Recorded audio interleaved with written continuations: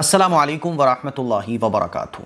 अगर आप अपने रिश्तों को किसी के साथ ख़राब करना चाहते हैं तो उसका बड़ा आसान सा तरीका ये है कि आप उसको कुछ पैसे कर्ज़े में दे दीजिए। वो आपके पास आया, कहने लगा मुझे बहुत पैसों की ज़रूरत है यार, कुछ पैसे दे दो। आपने उसको 10,000 रुपये कर्ज़े के तौर पर दे दिए। अब वो आपको पहले तो दिखना बंद हो जाएगा। वो आपको जिस डेट पर उसने वादा किया होगा कि इस डेट पर मैं आपको पैसे लौटा दूंगा, अब उस डेट के बाद वो आपको देखना बंद हो जाएगा। वो आपके कॉल रिसीव करना बंद कर देगा। और अगर कहीं किसी वक्त वो आपके सामने भी आ गया तो आपसे नज़रें चुरा के भाग जाएगा। और अगर आपने उसको पकड़ भी लिया कि भाई यार कुछ पैसे दे दे, तूने मुझे 1 तारीख के वादे पर मुझसे 10,000 रुपये लिए थे, तुम्हें पैसों की ज़रूरत क्या है भाई? अरे यार तुम तो इतने मालदार हो, मैं कोई पैसे लेकर थोड़ी भागा जा रहा हूँ। अरे यार ऐसी बात कर रहा हूँ मैं कि तुम्हारे पैसे मार लूँगा, तुम्हारे पैसे सोने की तरह मेरे पास रखे हुए हैं, मिल जाएंगे, इतना क्यों घबरा रहे हो? अरे तुम तो यार प्रोग्राम के बीच में यार मुझे रुसवा कर रहे हो, अच्छे मैंने तुम्हारे 10,000 रुपये लिए। इस तरह की बातें करेगा।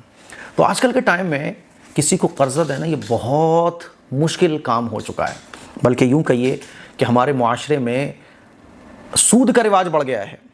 लेकिन अगर कोई किसी को कर्ज़ा देने की सोचे तो कर्ज़ा नहीं मिलेगा। आप अगर किसी से कर्ज़ा लेने की सोचते हैं तो जल्दी से कोई किसी को कर्ज़ा देता नहीं है, क्योंकि बेईमानी आम हो चुकी है। बेईमानी आम हो गई है, ख़यानत आम हो चुकी है, वादा खिलाफ़ी आम हो चुकी है। आदमी के पैसे मारने की नीयत होती है, वो नहीं चाहता कि मैं पैसे वापस करूं।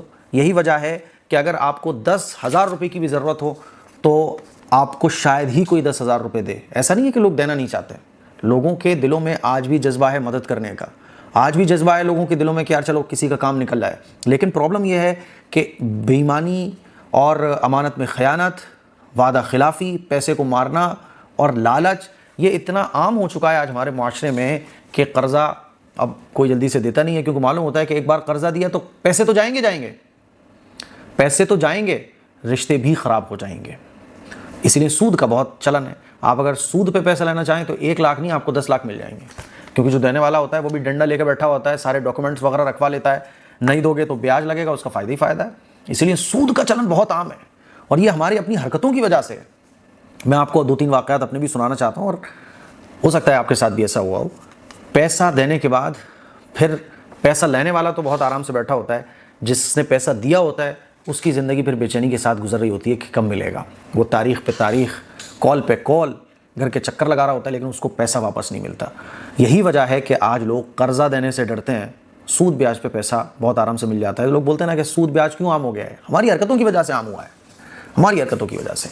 मेरे अज़ीज़ भाइयों, मेरी बहनों, कर्ज़ा लेना कोई बुरी बात नहीं है, लेकिन कर्ज़ा लेकर उन पैसों को मार लेना, ना देने की नीयत रखना, वादा खिलाफ़ी करना, ये बुरी बात है। अच्छा, फिर मुझसे लोग पूछते हैं कि मुफ्ती साहब कर्ज़ा हम दें तो दें कैसे किसी को? सामने वाला अगर हमसे कर्ज़ा मांग रहा है तो मेरी एक कुछ टिप्स हैं आपके लिए।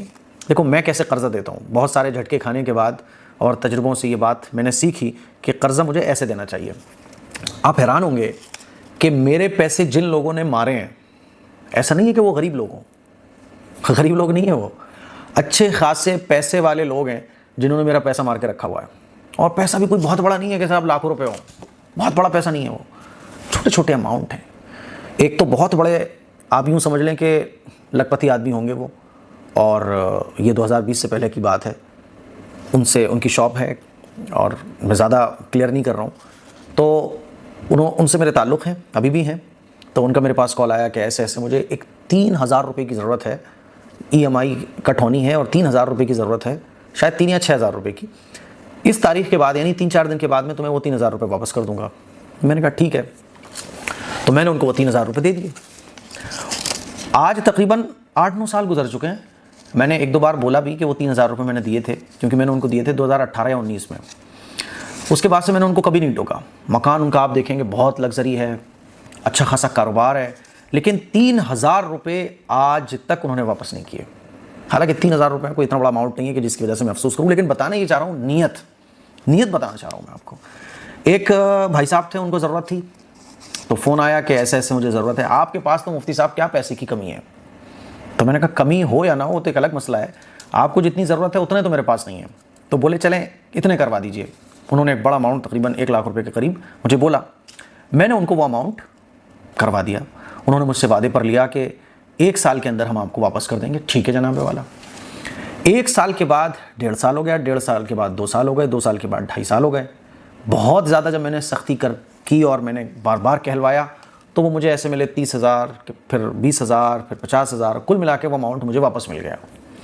एक हमारे मिलने वाले थे तो उनके घर में कोई शादी वगैरह निकली थी तो उन्होंने अमाउंट लिया। जब तक हमने उनसे कहा नहीं, जो डेट पर उन्होंने लिए थे वादा करके, उस डेट के बाद भी महीनों गुजर गए, साल गुजर गया, साल के बाद भी 2 साल गुजर गए, उन्होंने सांस नहीं भरी दोबारा से कि हमें आपको पैसे वापस करना है, आपसे इस डेट का वादा किया गया था। जब बहुत खींचातानी की गई, कॉल पर कॉल किए गए, तब उन्होंने बमुश्किल आधा अमाउंट दिया है, आधा अमाउंट अभी भी नहीं दिया। समझ रहे हो? और इस तरह के बहुत सारे वाकयात हैं, आपके साथ भी हुए होंगे। तो मैं आपको ये बताना चाह रहा हूं कि ऐसा नहीं है कि आजकल लोग कर्जा देना ना चाहते हो, मदद करने का दिल सबका होता है। प्रॉब्लम यह है कि कर्जा आजकल अमानत में खयानत, वादा खिलाफी, पैसा मारने का जज्बा, खासतौर पर शरीफ लोगों के पैसा मारने का जज्बा, तो पैसा मारने की जो एक लालच है कि अरे साहब इसको देके मैं नहीं भी दूंगा तो ये मेरा क्या उखाड़ लेगा, अल्लाह का जो खौफ खत्म हो गया है। वरना ऐसा नहीं है कि लोग कर्जा ना देना चाहते हो, लोग चाहते हैं कि किसी की मदद हो जाए।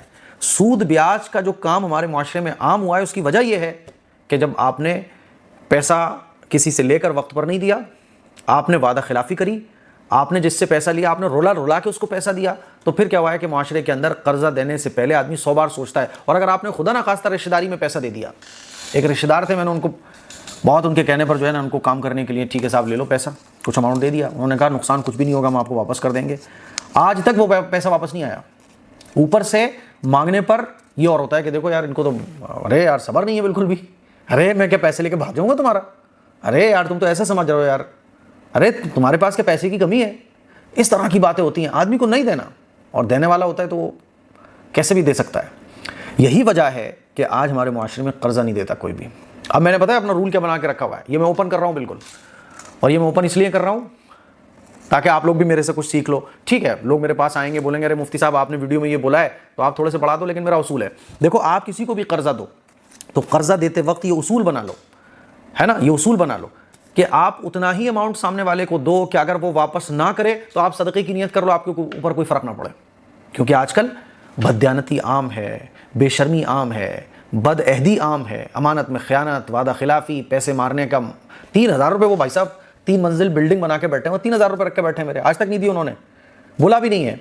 मैं हालांकि वो मुझसे मिलते हैं, अल्लाह करे उनको ये वीडियो देखने के बाद थोड़ा सा एहसास और वो मुझे 3,000 रुपये वापस कर दे। हालांकि 3,000 रुपये कोई बहुत बड़ा अमाउंट नहीं है, लेकिन वो है ना कि दिल में एक जज्बा तो हो कि यार मैंने फलां से पैसे लिए थे, मुझे उसको वापस करना है। मेरे अगर ऊपर किसी का 1 रुपया हो और मुझे नींद आ जाए, एक ईमान वाले को तो नींद नहीं आना चाहिए। मेरे ऊपर अगर किसी का 1 रुपया हो, ठीक 1 रुपये की कोई वैल्यू नहीं है, लेकिन एक ईमान वाले की शान ये होना चाहिए कि उसका 1 रुपया मेरे ऊपर बकाया है, मेरी कॉपी में लिखा हो कि 1 रुपया ये मुझे उसे वापस करना है, मेरी डायरी में लिखा हो कि फलां से मैंने 2 तारीख का वादा किया है, 2 तारीख में मुझे वो पैसा वापस करना है। अल्लाह से दुआएं हो रही हूँ, हाँ 2 तारीख में मेरे पास इंतजाम नहीं हो पाया तो शर्मिंदगी के साथ हाथ जोड़कर मैं उसके सामने जाऊँगा, यार दोस्त मैंने बहुत कोशिश की लेकिन 2 तारीख तक इंतज़ाम नहीं हो पाया, मुझे थोड़ी सी मोहलत दे दे। अब शरीयत ये कहती है कि कोई अगर तुमसे मोहलत मांग रहा है तो उसको मोहलत दे दो, तुम उसको मोहलत दोगे अल्लाह तुम्हें अजर देगा। लेकिन आजकल तो सीन ये है कि अगर मोहलत दे दो आप तो वो तो फिर नाम ही नहीं लेगा। और रिश्तों में अगर आप दरार लाना चाहते हैं तो पैसे देके आप मांग लो एक बार, रिश्तों में फ़ौरन दरार आ जाएगी, रिश्तेदारियाँ टूट जाएंगी, आदमी आपसे दुश्मनी बांध लेगा, कोनों पे बैठकर नुक्कड़ों पे बैठ के आपकी बुराइयाँ करेगा। समझ रहे हो? तो कर्जा देने का मैंने उसूल ये बनाया हुआ है अब कि मान लीजिए आदमी मेरे पास आता है कि भैया मुझे 1 लाख रुपए की ज़रूरत है, मुझे 50,000 की ज़रूरत है, मुझे 10,000 रुपये की ज़रूरत है, तो मैं उसको अपने पास से उतना ही अमाउंट देता हूँ कि कल को अगर ये मुझे वापस ना करे, 90% मैं ये उम्मीद रखता हूँ उससे कि मुझे वापस नहीं करेगा। अब मुझे अगर ये वापस नहीं करेगा तो मैं सदक़े की नियत कर लूँगा, जो डेट है उस पर इसको टोकूंगा, 1-2 बार बोलूँगा, उसके बाद ये नहीं देगा तो मैं सदक़े की नियत से ही असल में वो पैसा देता हूँ कि अगर ये वापस नहीं करेगा तो कोई बात नहीं, ले जा। मैंने बहुत लोगों को परेशान होता हुआ देखा है। और आप ये समझ लें कि कई कमेंट्स तो मेरे व्हाट्सअप में मैसेज ऐसे हैं कि मुफ्ती साहब कोई हमसे अगर पैसे मांगता है तो हम मना नहीं कर पाते हैं, तो हम क्या करें कि ये झूठ तो नहीं होगा कि मेरे पास पैसे नहीं है, मेरे पास तो पैसे होते हैं, लेकिन सामने वाला मुझसे पैसे मांग रहा है, मैं बोल रहा हूँ भैया मेरे पास पैसे नहीं है, तो ये झूठ तो नहीं होगा। लोग परेशान होते हैं जिनके अंदर कुछ करने का जज्बा होता है, जिनके दिलों में दर्द होता है कि यार हमारा मुसलमान सामने परेशान है, हमारे पास पैसा, हम इसकी मदद ना करें कि गलत तो नहीं होगा। तो मैं आपको बताना चाहता हूँ कि आप इतने अमाउंट से मदद करें कि अगर वो कल को आपको वापस ना करे तो आपके ऊपर कोई फ़र्क ना पड़े। ये मैं आपको बताना चाहता हूँ। और एक बात और मैं आपको बताना चाहता हूँ, आपके पास कितना पैसा है ये सबसे शेयर करने की ज़रूरत नहीं है, क्योंकि लोगों को जब पता चल जाता है कि आपके पास मान लीजिए 3 लाख रुपए हैं, और अगर घर में पता चल गया तो जब भी जिसको ज़रूरत पड़ेगी वो 3 लाख रुपए आपसे ही मांगेगा। तो एक उसूल तो ये बनाए कि कर्जा देते वक्त आप किसी को जब दे रहे हो तो उतना ही अमाउंट दें कि कल को अगर वो आपको वापस ना करे और आपको कोई फर्क ना पड़े। ठीक है, ये इरादा कर लें, ये उसूल बना लें अपना। मैंने तो यही बना के रखा हुआ है भाई। मैं ये समझता हूं कि ये अमाउंट मेरी ज़रूरत का है, ये जो एक्स्ट्रा अमाउंट है, मान लीजिए 10%, 20%, इस अमाउंट से ही मैं लोगों की मदद करूंगा, लोगों को कर्जा दूंगा और लोगों की दावतें वगैरह करूंगा। ये मेरा एक्स्ट्रा अमाउंट है। और ये जो मेरा बुनियादी अमाउंट है, यानी एग्जैक्ट जो अमाउंट है, ये मेरे खास मेरे लिए है। ये इसमें बाहर वालों को कोई इंटरफेयर नहीं होना चाहिए। तो आप उसूल बनाइए आजकल के माहौल में खास तौर पर। कर्जा कितना देना है? नंबर 1, इतना कर्जा दीजिए कि अगर कल को वापस ना करे तो आपके ऊपर कोई फर्क ना पड़े। नंबर 2, दूसरा, हर एक को अपनी इनकम मत बताइए। आपके पास 10 लाख रुपए हैं, कोई जरूरत नहीं है रिश्तेदारों को, दोस्तों को, आप आपको सबको बताने की, क्योंकि नियतें लोगों की बहुत खराब है। आप बता दोगे, कल को वो आपके पीछे हाथ धो के पड़ जाएगा कि यार तेरे पास तो 2 लाख रुपए तू दे नहीं सकता। आपके रिश्तों में दरार आएगी, आपके ताल्लुकात में खराबी पैदा होगी। ठीक है। नंबर 3, उस पैसे को आप इन्वेस्ट करने की कोशिश करो कहीं। इन्वेस्ट करने का मतलब सोना खरीद कर रख लो, चांदी खरीद कर रख लो, शेयर मार्केट में इन्वेस्ट कर दो, जमीन खरीद लो, है ना। लेकिन आप कहीं पे भी इन्वेस्ट करो तो खुद समझकर, खुद उस तरीके को सीख कर, उसको जानकर इन्वेस्ट करो। किसी भी थर्ड पार्टी के हाथ में यूं करके आपने दे दिया, जैसे कि आजकल फ्रॉड होते हैं, उससे बेहतर ये है कि आप अपने अमाउंट को संभाल के रखे रहो। ठीक है। तो ये कर्जा देने का आजकल के टाइम में सही तरीका ये है। मैंने तो यही अपना उसूल बना के रखा हुआ है। आप मेरे उसूल से कितना एग्री करते हैं, मेरे तरीके से कितना एग्री करते हैं, कमेंट करके जरूर बताइएगा। दुआओं की गुजारिश है। अस्सलाम वालेकुम व रहमतुल्लाहि व बरकातुहू।